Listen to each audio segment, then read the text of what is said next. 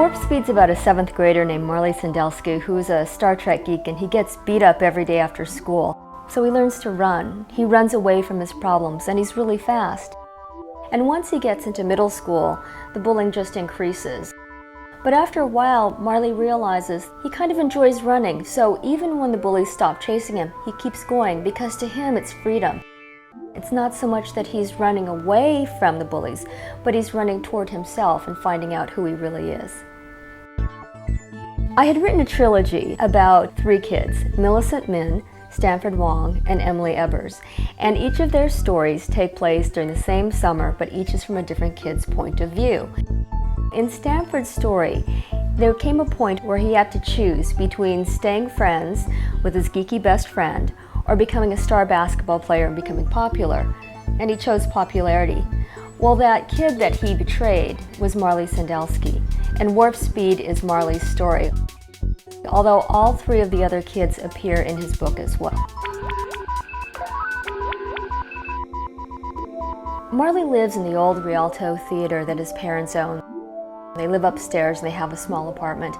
It's an art house theater, but not a lot of people go there. Most people in Rancho Rosetta just walk past it because it looks terrible on the outside. They don't pay much attention to it. In a way, I guess it's kind of a metaphor for Marley. You don't seem to notice him, but if you took the time to get to know him, you'd really find something special.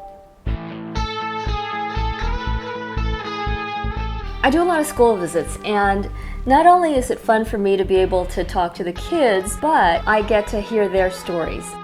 And I remember I was in Denver, Colorado. There was a boy during the question and answer who stood up in the back. I'll never forget, he was very nervous, and he said to me, "I need to find out what happens to Marley." And at first I didn't know what he was talking about because Marley is a very minor character in Stanford Wong Flunk's Big Time, another book I'd written. But then I realized it was about the boy that's bullied. Later on, this boy's teacher came up to me and she said it was amazing that he said that because he's never spoken in class before. He is Marley. So many times when you're the one who's being bullied, you can't see beyond that and you think that you're the only one that this is happening to.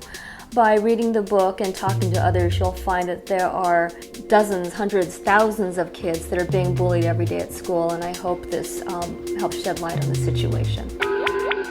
A lot of middle schoolers write to me and call me and tell me their stories.